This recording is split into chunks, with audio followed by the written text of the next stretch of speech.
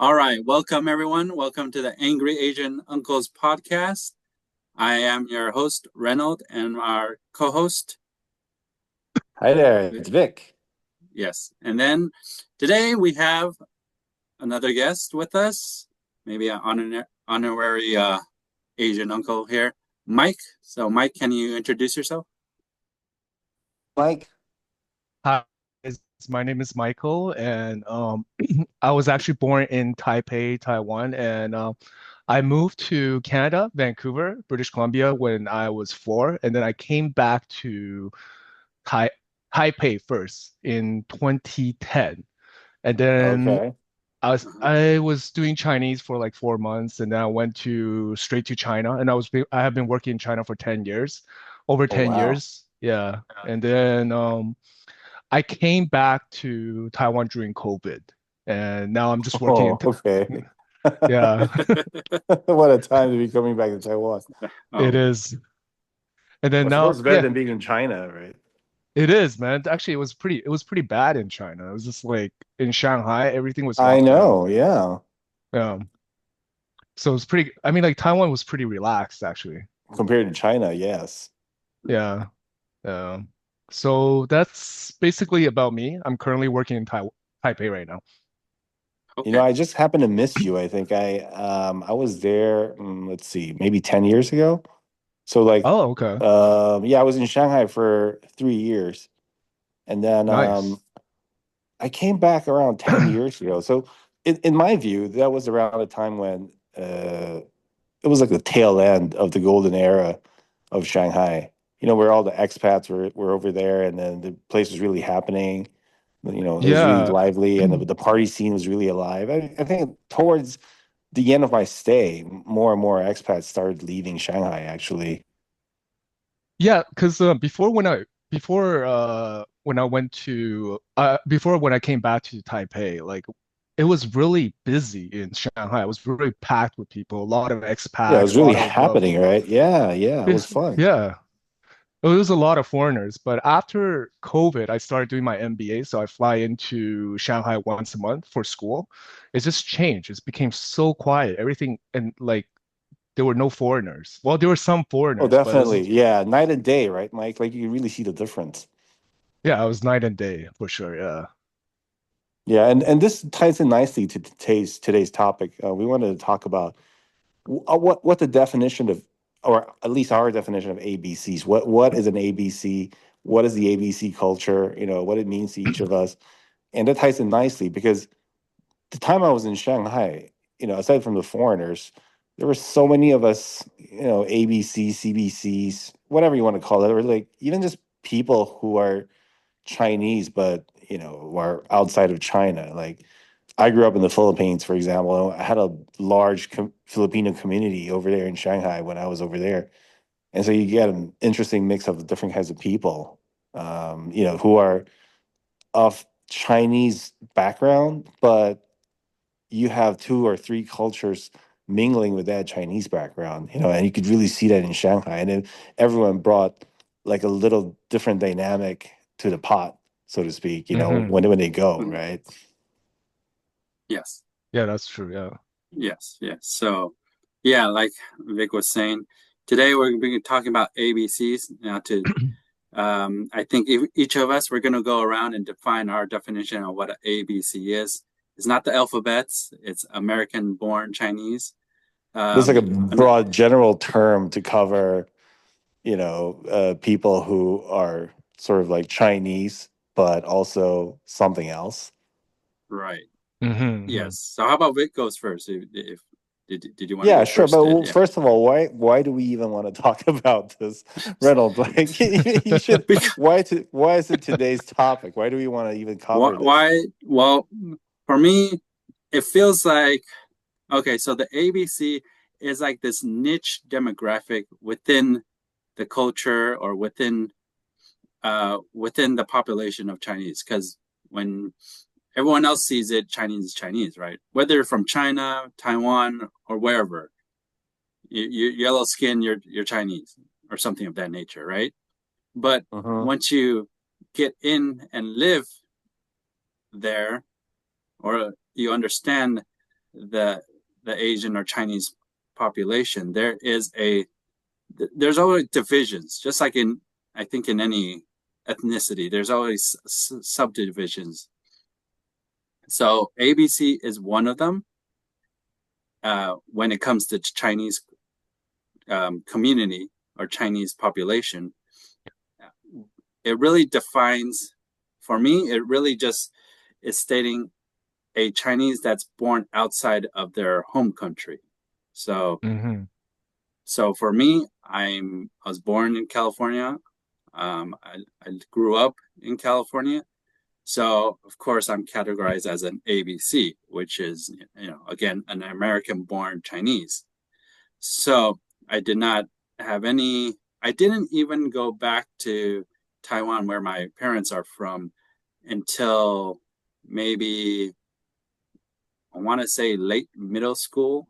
So almost maybe at the age of 12 or something.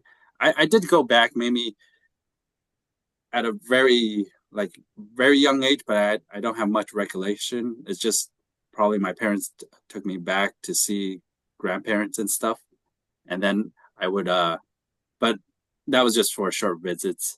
But my recollection started when the middle school visit where I started. But I think the time where I really had some sort of a understanding of what being ABC is when I really got older, when I was a teenager, or when I even was in my 20s when I moved over there for a few years and started living there, that I understood that why is there this sort of cultural difference. So it just still feels like, and you're still an outsider, like you're not fully meshed, you're not fully categorized as a full Chinese. You're sort of different, like because you're born in another country and then now you're here in Taiwan or China, and then they sort of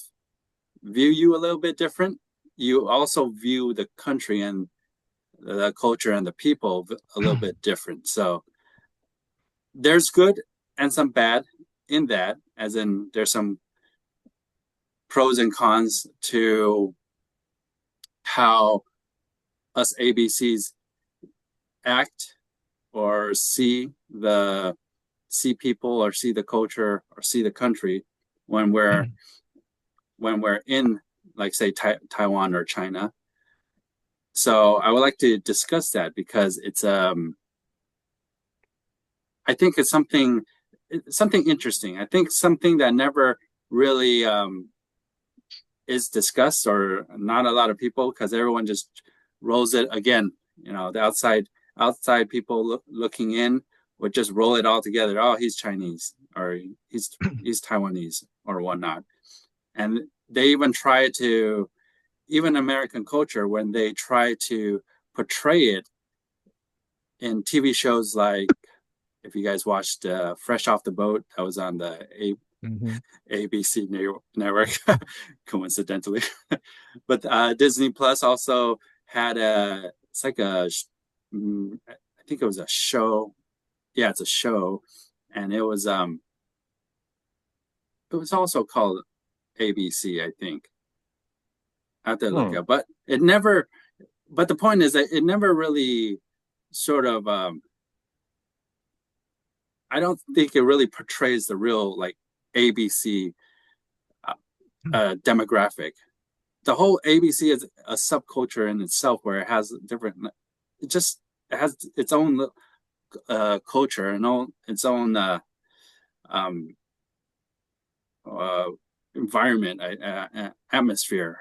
I feel that people, if you don't live with them, or you don't interact with it, you don't really know. So that's sort of Oh, why. thank you for getting us started, Reynold. Now I see where you're coming from. Now it's a subject of endless fascination, really. Right. Talking about identity and culture. In fact, like in a previous podcast that I did with another friend of mine who's Croatian, we talked about this extensively. Like, if you're of a certain ethnic origin, but you've had different cultural influences, and therefore you bring something very unique to the table everywhere you go, right? And in our Yeah. case, it's an endless subject. It's fascinating. It's an endless fascination for us because, like you said, like when you move over here to Taiwan, it's like yes, you're part of the culture, but at the same time, you feel you're outside of the culture in some sense. Right. And the subject of discovering or talking about one's culture is endless. You know, it's fascinating, and therefore we're diving into it, and we want to find out more about it, right? Yeah, exactly. Yes. Yeah, I Yeah, was Mike, what do you Mike, think? I yeah. mean, do you have some perspective on this? Like Reynold got us started, but can you add to that? What do you think? yeah, so I was just wondering, do you guys have like identity crisis growing up? Because I personally Right out of do. the gate. Yeah, like Wow, okay, exactly. Mike's going for Right. it. All right. All Yeah. right. Right. I mean like Reno, you brought it up kind of along Yes. your monologue, but it just the identity crisis was a big issue back then. Like you when I was in Canada, people don't really look at me as a full-on Canadian, but Yeah, right. That's they a look at me problem, right? as Yeah. yeah, Chinese Canadian. And then if you go to China, they don't look at you as the or China or Taiwan, they don't look at you as a local as well. They I look at you as a know. foreigner. Yeah. Yeah, Yeah. so yeah. Yeah, So Whether I for you're a me, was banana or same you're a thing. Twinkie, right? There we go. There's that term, right? Yeah. yeah. Uh, A lot of so stereotypes apply, unfortunately. Yeah. right, exactly. So yeah, I feel the same way as Mike, and I was born and grew up here, so I didn't really feel like I was American American, like white American, and then when I go to Taiwan, I don't feel like I still feel like I'm a foreigner, even though I live there. I I speak Chinese and everything. I could blend in well, but I still feel like an outsider. Everyone still can sense the vibe per se, like, oh, he's not. Are you are you from America, right? So yeah, definitely, I feel like you're sort of out in some sort of limbo area. Yeah, but there are advantages too, right? And we're Okay. all aware of that. We're very Yes. keenly aware of that because Yes. your ability to speak English, for example, that's a Right. plus, right? Especially Yes. here Hmm. in Asia, like people are like wowed by it. Like, oh wow, he speaks perfect English. That's Right. amazing. That's like a Yes. superpower almost, right? Right.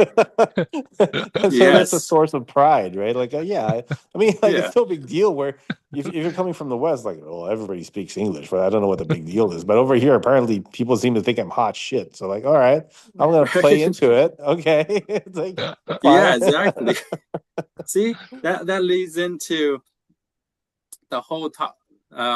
One one thing is when foreigners like the ABC come into Taiwan or China, they usually have an inflated ego because just like you said, they come in like, oh, I speak English, and then people think they're hot shit, and then oh man, people they think they're better than everyone else, and then so Yeah, like unfortunately, I think that is an outcome of, especially back in, the 2000s, early 2000s. I think that was really prevalent. Like, you have to remember, you have to take everything in context, right? So back in the right, day when Taiwan has been steadily opening up and developing and getting more and more, absorbing more and more outside influence, right? So I remember, right, like, when I was growing up, um, my cousin, who's full on Taiwanese, well, he was telling me about this new band that he discovered. He's like, "Oh, the L.A. Boys, they're amazing." Oh yes, yeah, they're from L.A. And then they yes, rap, they sing in English, but they look just like us. Mind blown, right? It's like, right, so that was like early days. I think it was even back in what, the 90s. That wasn't even the 2000s, right? And then so right, you start steadily having the influx of people who coming back, from Western countries, bringing with them more and more of that ABC vibe and culture into the country. And this is not just for Taiwan, right? This is for right, China. This is for other Southeast Asian countries, Japan, had more and more of that, even though they had it earlier than we did. But the point Right. is, like, we started opening up more and more of this would come in. And in the early days, if you're part of that group, you're a hot shit, right? You come in and you're like, damn, like, oh, he's from a different culture. He's so much cooler. Yeah, he knows fashion. He can speak the language, and then he's just got this swagger. He's confident, which being traditional Asians, most traditional Asians are like, no, you keep your head down and you try to blend in, right? And so they look to Right. you and they go, wow, that's amazing.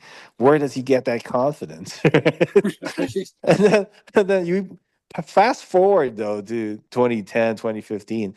A lot of that has faded. A lot of the glow has faded. In fact, you hear Hmm. expressions from people saying like, ah, ABC 有什么了不起? It's like translation, what's Hmm. a big deal being ABC? So what, right? It's like it's Right. not cool Exactly. anymore. Yeah, yeah. Exactly. Yes. And I think maybe Mike can chime in on in regards to Canada, but in America, I remember LA Boys. Um, but these groups, say the LA Boys, or even like more recently, say the basketball, Jeremy Lin, like these are in Taiwan. They're like, oh, these guys are cool, right? LA Boys are cool. Oh, Jeremy Lin's such a great basketball player. He represented Taiwan.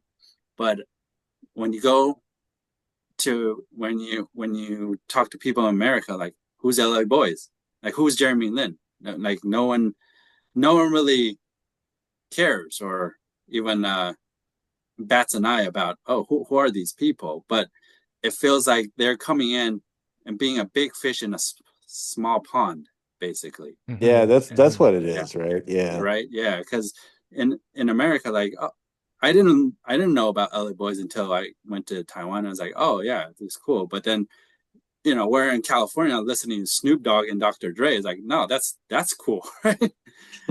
Who are these LA boys, those wannabes, right? So um, I feel when I was in America, like all these things that you're saying, that Taiwan was saying, oh, it's so cool. Like we had something better. We, well, and then yes, Taiwan didn't have that back then.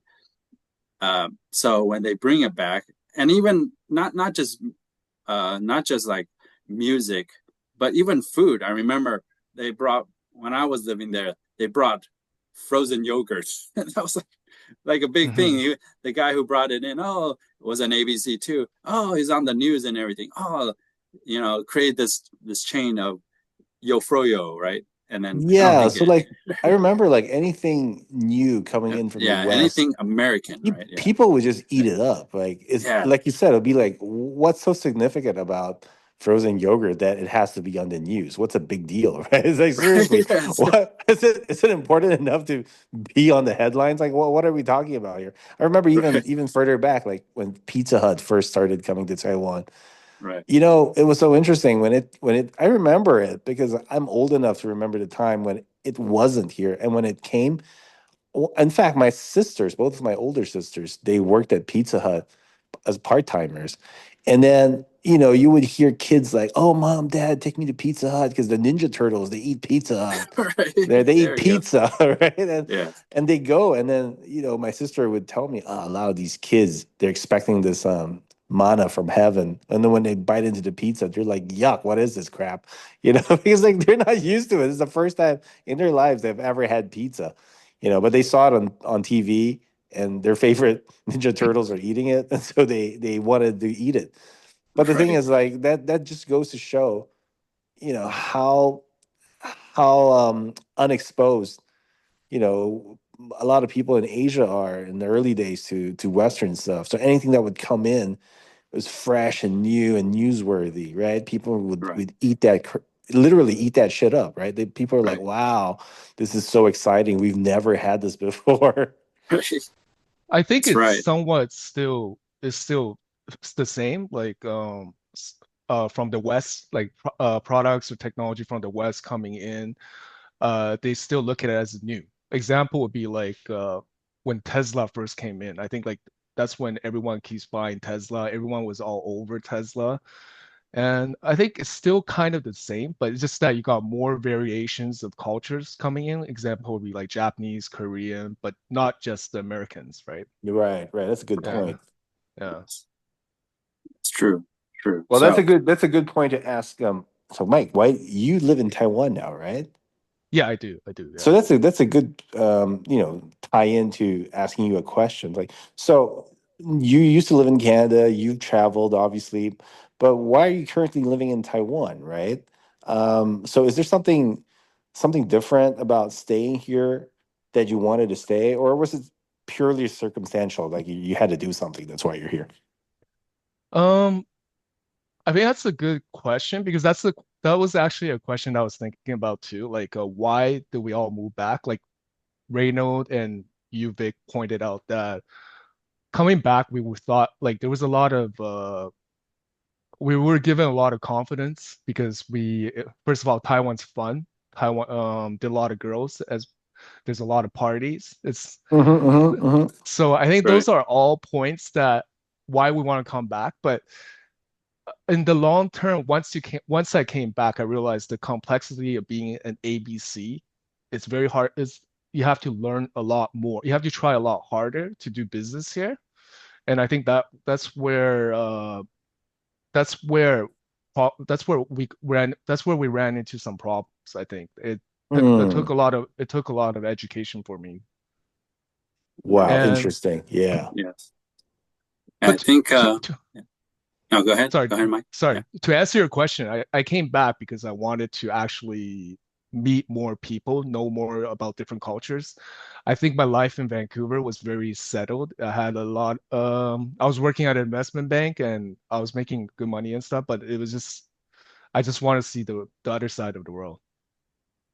Yeah, you bring up a good point too, Mike. I think superficially, especially if you're just here in your first or second year, it feels like, oh, things are easy. Like Hmm. I'm here in Taiwan. It's a place that's convenient, safe, um, is relatively inexpensive. Not so much anymore these days, but like the first, second year, you're still having these rose tinted glasses, like you're living the life. And then if you really settle in and you try to do business, for example, like you mentioned, you realize that you start running into some barriers. And that's when being Hmm. an ABC starts working to your disadvantage, right? That's what you're saying, Hmm. right? It is. Yeah, Yeah. yeah. That's an interesting point because I noticed that for myself too. Right. Yeah. Yes. Yeah. I see. I feel the same way too. On the surface, I think even in our last episode with my friend Nick, he was saying the same thing. It's really everyone's nice to you on the surface. Like you go into the restaurants, everyone's all nice to you because you're a customer. You're going to be paying. The girls are nice to you because you speak English and you have this sort of mystery or something because you're from right. You're from America. They want to get you know you more, and then you if if you want to actually start working, of course, a lot of ABC starts as teaching English because that's like the Yeah. easiest Who thing to get hasn't who into, hasn't right? done that, right? Yeah, who Right. hasn't done Yeah, that? even high, Right. yeah. Yeah, so that's I taught English too in Taiwan. And that's just sort of that's like an entry level job. That's like for us in America, like you're going to work at McDonald's or something, right? It's some make it a career thing, but others they they're not able to transition because maybe there's a language barrier. Because when you're ABC, you're not you're you're not the best at Chinese. Like for me, I could speak it, I could understand it, um, and communicate with people, but I couldn't really read and write. Yeah, it's very So frustrating. I Hmm. yeah, think you'll notice that after living here for a while and you try to, quote unquote, get serious, right? Which either your career or like building a life here, that a lot of locals would keep you at arm's length. Yeah. Like in the Yeah. you're fascinating because you're an ABC, right, but that's about it. I mean, once the fascination is over, they kind of keep you at arm's length too. Like it's not that easy to penetrate that local circle. Like you mentioned business. Yes. Oh, there's a lot of learning curve to that because there's a lot of Hmm. unspoken understanding or rules that we're just not aware of as being foreigners Right. that Yeah. a That's right. local person would know right away like this is a no-no in the business or like you're supposed to do that. I'll give you an example, right? Like one of the things that I had to find out the hard way was when we moved to a different house here in Taiwan, and then we bought the house or we were renovating it, and then shortly before completion, we got slapped with this notice that, oh, this is illegal addition to your house. We're going to ask, the local government unit people to come over and tear this thing down. I'm like, whoa, whoa, whoa, whoa, what's going on here? It's like everybody is building all these additions to their places. Why am I the only one getting this notice, right? So it turns Hmm. out that this is so local, we don't understand it because we come from such a Western mindset sometimes that I was supposed to pay a visit to like the kind of like the local councilman or something like that, something equivalent to that. You're supposed to like pay them a visit, exchange greetings, maybe bring over a fruit basket or something. Like Right. pay your respects, basically. Like Right. it's kind of like a mafia style. So 关系, Yeah, 关系. Guanxi. exactly, Yeah. exactly. But we don't know this. Like we're so matter of factly about these things. We would think too much like a Westerner sometimes. Like I'm not bothering anybody. I'm just building my house, right? But no, it Right. turns Hmm. out like there are unspoken rules, and even in the workplace, right? You're supposed to know when you're supposed to shut up. Like if you work for corporate here in Taiwan in a very local company, Mhm. there are times when it's not your turn to speak, and coming from a Western education, you're like, oh, I'm supposed to speak up. Like it's Right. okay for me to challenge my some of my superiors, right? It's like Right. Yeah. encouraged in some ways to question. But no, like if you're in a setting where it's very traditional Chinese or Taiwanese, like you're not supposed to speak out of turn. The hierarchy is omnipresent and you have to respect that. Right. Just Hmm. some of the things we don't really learn immediately because we're coming from a different mindset in the background, right? And so Right. going back to what we were saying, they kind of like, oh, once the fascination is over and you try to make deeper connections or have better friends or like try to have some lasting relationships. Oh, I find that was really hard for me. Even now, I struggle with it. Like people keep you at arm's length. Right. Yeah. Do you guys It, do you guys think that because that we went through this like all of this, that's why when one ABC or one CBC meets another, we all become kind of closer. It's just like we're immediate, there's some sort of click. Yes, right. There's we feel like home. Absolutely. Yes, yes, I agree. Yes. Yeah. it's, I think, in both countries, because they seem to stick together here in America. I don't know about Canada, but say growing up in the school system, you're still the the Chinese, right? So they the ABCs seem to click together, and yes, when you go to Taiwan, they seem to be clicking together too. And then it's a running joke, right? When I go to Taiwan or when I was in Taiwan, like when I'm out and about with anyone local or anything, they see another ABC. It's like, oh, is that your friend? Like you guys must know each other. They know we don't all know each other just because we're ABCs. But in the other, but on the flip side, yes, we seem to connect better because maybe we're going through the same thing, so we understand each other. So, but I Mm. think it's not just because of that. I think naturally they're clicking together. Whether it's in America, they're already forming cliques together True. already. Yeah, and then when they go to Taiwan, they're doing the same thing. It's just habit that they just sort of click together basically. But let me ask you though, Mike, do you sometimes wonder whether these relationships are genuine or it's one ABC finding another and then you kind of connect because of that common shared background? But you wonder how much of it is genuine, right? Like what if one of you goes back to the States or goes back to Canada and it's like, oh, this person's just kind of disappears because that person doesn't need you anymore. I don't know. Hmm. Did you ever experience that, or like, what do you think about that? Well, yeah, I do agree with you, but I think that goes for all, it's not just ABC. I think it's for all cultures. Just like because the people we meet right now, right? It's not the same people we met in high school or elementary school for such a long period of time, and that's the friendship is very pure. The people we meet now is more of a materialistic, and there's some sort of agenda basically. But Yeah, yeah, yeah. yeah, but at the same time, we just get closer. It doesn't necessarily mean that we are buddies or we were friends for life, but some people maybe, some people not. Yeah, so that's how I feel about it. Yeah, Yeah, BFFs, definitely. man. Yeah. I think it's important to build a community, and that's the hard part for me. Like, I've been living in Taiwan now on and off almost 20 something years now because I was out of the country for a couple of years at different places. But Hmm. if I were to put all the years that I lived here in Taiwan together, it's like more than 20 years. And even now, I still struggle to build a community that I can call like, oh, these are my buddies. Like I can just like Hmm. whenever I want to hang out or go out or do something, I just call them up. Like I just haven't found a group of people that I want to build that community with. The closest thing that I have to that are still even people that still closer to my original background, which is they're Chinese, but they grew up in the Philippines. So my wife is Filipino Chinese. So Okay. naturally she gravitates to them as well. And during Christmas we would get together and then, our kids would play together. And then over the years, we just all kept in touch and we would make an effort to see each other. And I really love and appreciate that. But I wish I had more groups outside of that group as well. And it's a real struggle. But I suppose it's not just here in Taiwan, right? I mean, like that's the same anywhere you go, right?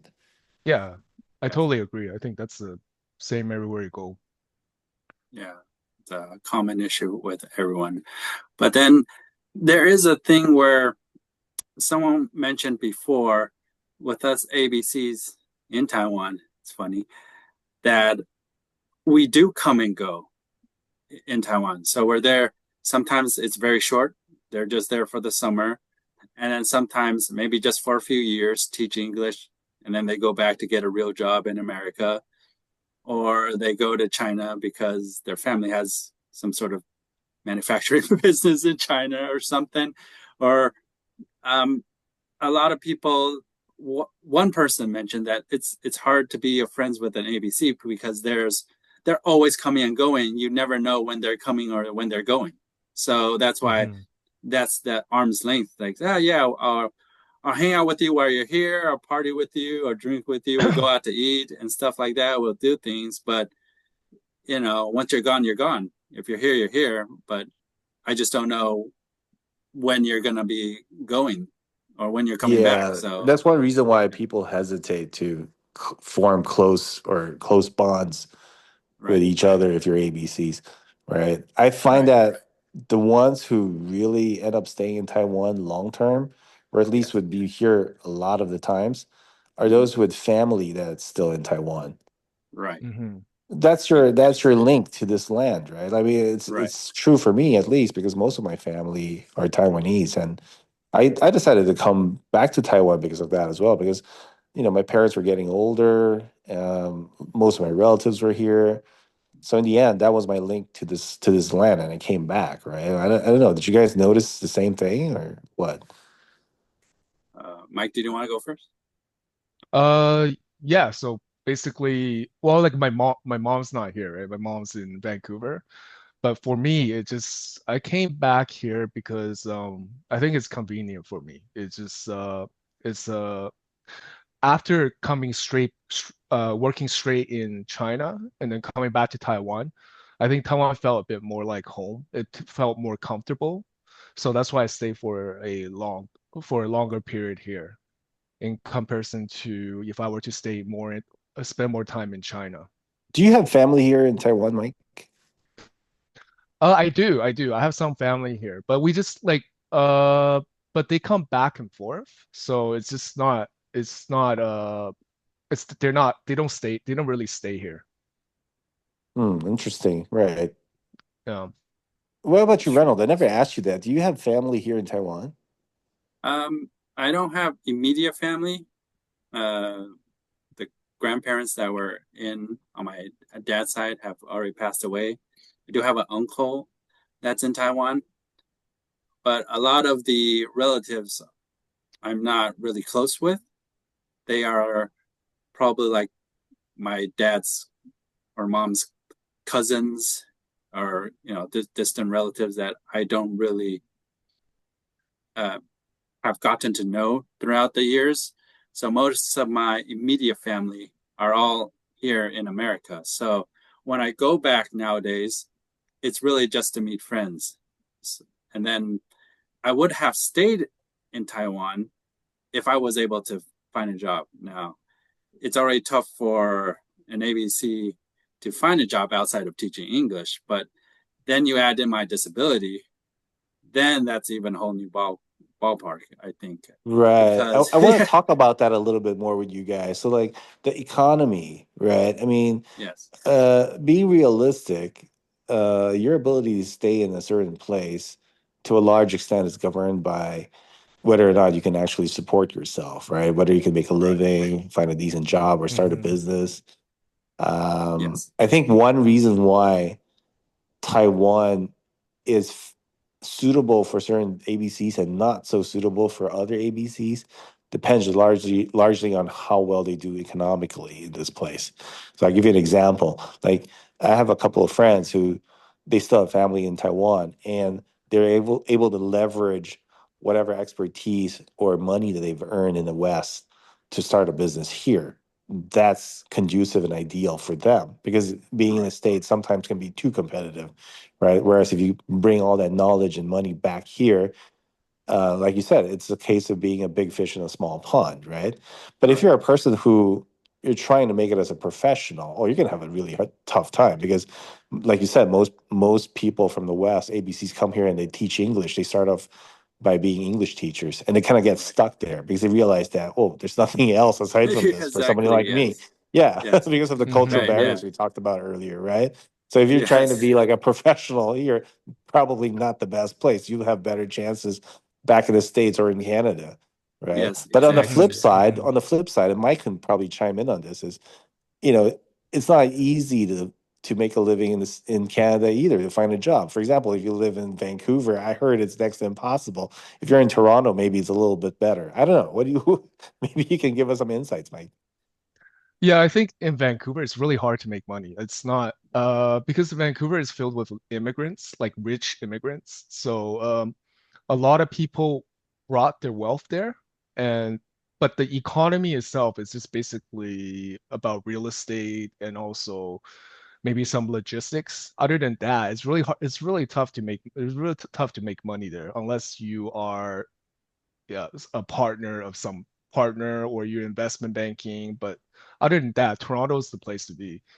But even coming back to Taiwan, it's very tough to make money here too. It's not, I mean, like you can always open, you can, the business, to do business or to open up your own business, there's a lot of creativity, I think, here more in Taiwan, but it's still difficult if you want to earn just like being a professional, even if you get into like an accounting firm or something, like the salary is just horrible here.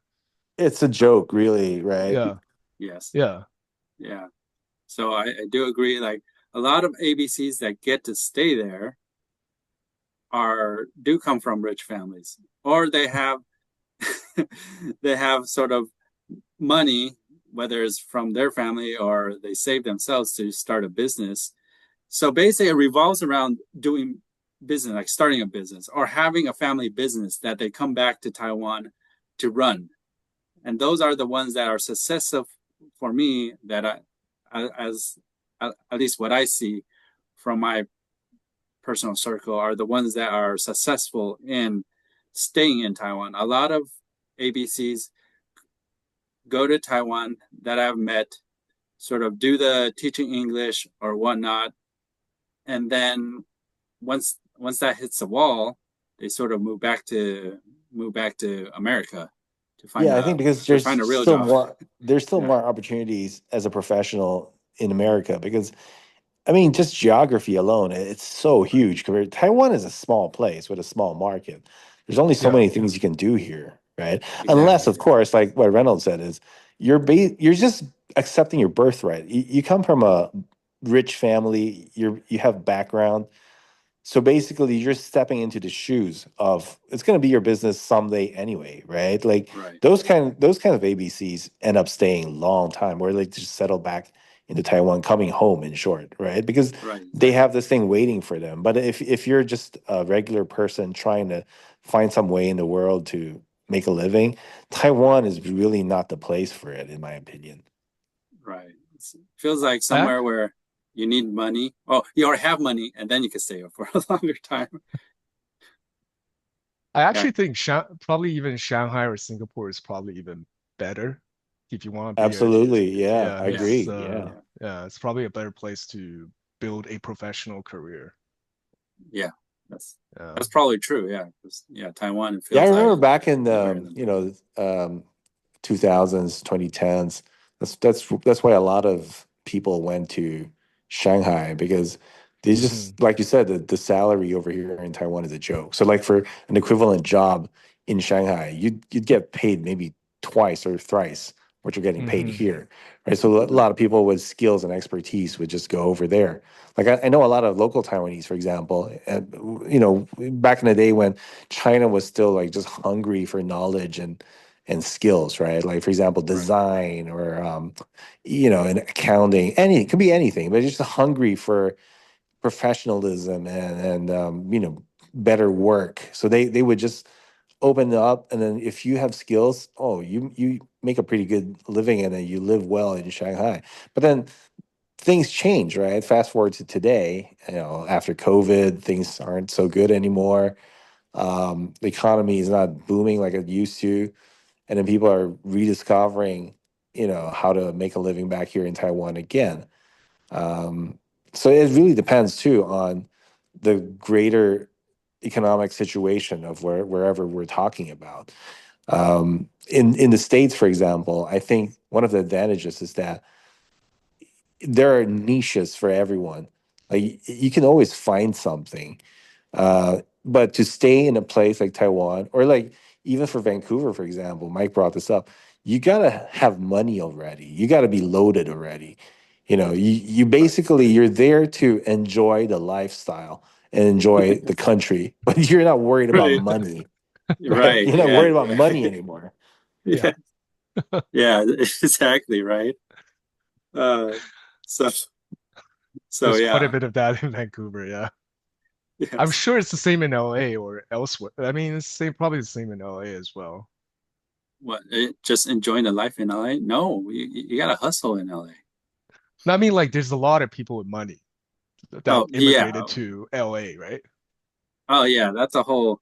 We could do a complete new episode with that as well. So yeah, a lot of they come here is because you have to understand it takes a lot of money to actually immigrate out here. I mean, for at least now, maybe back then where my parents came over, where they had the lottery system, and parents come over here, let's say $10 in their pocket or something, $100. There's a bunch of these stories, right?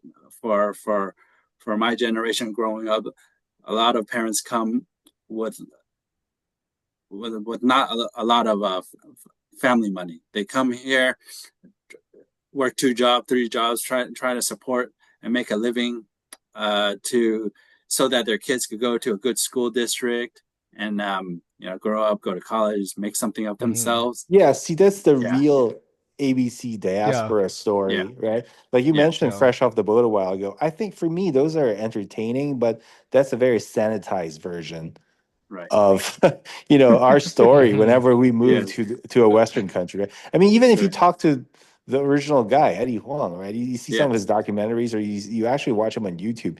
He would tell you the real stories behind his family emigrating to the U.S. Because right, the show is a fun show, but it's very right. For sanitized. entertainment, yeah. It was Yeah, for it's entertainment entertainment. purposes. Yeah, Yeah, exactly. Yeah, yeah. yeah. So yeah, definitely the real story behind it, right? The real story behind ABCs in America is totally different. It's where same. Our parents are just same any other, you know, immigrants that immigrated to America and trying to support their kids. And there's a lot of tough hardship stories and struggles that is not portrayed because here stereotypically nowadays we grow up, oh, you know, it's these Chinese people coming with quote unquote all cash offers for these $1 million homes and driving up our housing prices, you know, driving out all the Americans, the white people. Yeah, but that's a new wave of Chinese money. I mean, Right, back in exactly. the 80s or 70s, the earlier waves of Chinese immigrants to the US, that was a different story though. Right, People moved exactly. to the US for a better life, not because they were Right, loaded. right. Mm-hmm. But now it's sort of switched. Like they made their money in China or whatnot, and Yeah, now they're they're finding trying some to place to park that money outside of exactly right China. outside of Dubai. right. That's a Exactly, rich people exactly. problem. I wish I had that Right, problem. right. Oh man. I So got so yeah, much cash, I don't know where to put it. I got to find right, some way to bring it out of the country. I don't know. I'm going to buy right, a shit ton exactly. of homes in the US or Canada. I'm going to buy up all this real estate, kind of try to launder some of my money out of the country, right? Oh yeah, they even buy farmland and stuff. Like it's any land they're willing to park their money on. It's just farmland, houses. I don't know, you name it. That No, they're but I think you guys are right though. Like, a lot of ABCs when we come back to Taiwan or elsewhere in Asia, wherever you're from, it feels very comforting, at least in the beginning, right? right, Because right. Mm-hmm. let's face it, life in the Western world has its ups and downs, but you do get the sense that you're kind of an outsider, no matter how many years you stay there, right? And then when Yeah, you come back to your home country, at least there's a sense of like, wow, it's so foreign. There's so many things I have to discover about my own identity and my homeland. And Mm-hmm. there's a bit of a sense of comfort. And that's very attractive, I think, to most ABCs. And then that's why we at least end up staying a few years. Eventually, maybe you outgrow it, maybe you end up settling down, who knows. But whatever the case, in the first few years, it's fascinating, and you're discovering your home country, your identity, some of the influences you've had growing up. You don't know where they came from, but when you come back here, it's like, oh, no wonder my mom likes to cook rice that way, or like, oh, no wonder, the Chinese community or whatever community where I'm from. No wonder people do that because it's a normal thing here. It's one discovery after another. It's very comforting, right? Mm-hmm. yes, yeah, Mm-hmm. I agree. I think one of it was the ease of getting a date, but I think I'll leave it as a cliffhanger because we're we're probably at that time where we gotta wrap up the show. But yeah, Already? Man, that was fast. There's so well, much we for me, haven't talked about yet. Oh no, man. that's why it's going to be an ongoing series. So I think It's gonna be a there's so many three-part things that we could do. series. Yeah, yeah, this is going to be a multi-part series, or just maybe just an ongoing theme that we go through, throughout the We haven't even life of talked this about the podcast. negative stereotypes of ABCs here in Asia because there's a shit ton of them. There's a lot of negative, Oh, yes, stereotypes about us and negative stuff too. Like we haven't even gotten into that. Yeah. yes, yeah, but I think maybe that's why it's going to be a multi-part. Today, I think we did a good job of trying to just define the ABC, sort of get everyone, Sure, um, sure, sure. yeah, Yeah. to understand, build a foundation. I always like to say we gotta have a foundation before we start arguing, right? So I think it's a good No, starting Reynold, you're the point, real deal. Mike and I, we're fake. He's Yeah. CBC. I'm kind of like Taiwanese, grew up in Philippines. We're fake. You're the right? real deal. We're You're the fake, Right. man. ABC. I'm the real You're the deal, right? You're ABC. I'm the legit. real ABC. I need to You We're went stand just up. back. pretenders. We're just pretenders. Right? Exactly. Every that's another thing is a lot of locals. This is back then. Now probably not as much anymore. So a lot of people would say they try to say they try to if their English is like good enough to pass for an ABC, they try to play the role.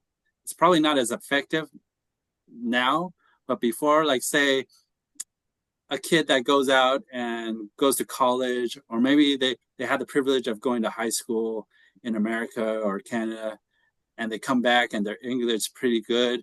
They could play it off like their ABC. They play the fake ABC part just to get the perks, Ooh. right? Hmm. Right? That's Fakers. right. Right? They love getting the perks. Like, oh, the girls want to get to know me. Um, I'm the guys want to hang out with me. I'm getting maybe some better treatment at the restaurant or at the bar or at the clubs. So they So want I'm all gonna, the perks without doing any of the yes, work or like being exactly. abused like us. Without, Like, when we were right, growing up, we got abused, right? We all kinds of right, racial slurs and all right, kinds of like, hey, exactly, you're a foreigner in this land. Like they want all the benefits without any of that. Oh, come right, on. right, Yeah. exactly. We gotta tell them the struggles that we went through. But like you said, some of us, take advantage of our superhero powers, and like they say, right? You could use your power for good or bad, and sometimes it's not always for the good. Is that your words of wisdom for this episode? Yes, All right, exactly. let's go to Mike then. Let's go to Mike. Mike, leave us with some words of wisdom. Um, I think for anyone that just come back and want to try it out, I think for me, I think it's just one of my 学姐 used to tell me, just keep going, don't stop, just yeah, just keep going. That's it. Yeah, Oh, good. that's Yeah, nice. Yeah. yeah, That's a good. Yeah. Because it takes work anyway, anywhere you go. It's not just here, right? I Right. mean, yeah, to exactly. really find your community, find your group of people, it takes work, no matter who you Yeah. are, To where you adapt are, to right? Yeah, adapt to the environment. yeah, Yes. Yeah. right. Keep going. I want to explore that though in a future episode with you, Mike. We should talk more Sure, about that. sure, sure, Yes. sure. Yes. Definitely, Yeah, definitely. like Yeah. So some of the practical day-to-day things that we've discovered that you can do to help you integrate better. Yeah, yeah, yeah. yeah, Yeah, definitely make just good resources. Yeah. Good yeah, That might informative help somebody, stuff. right? Who's thinking about trying it out here for a few years, right? Yeah. yeah. I think it'll be Exactly. educational. I think it'll be good. Yeah, Right. Yes. Will be yeah, the uncles will teach a lesson. Right. yeah. School everyone. Supposed to teach the We lesson. need to school these people, right? These newbies.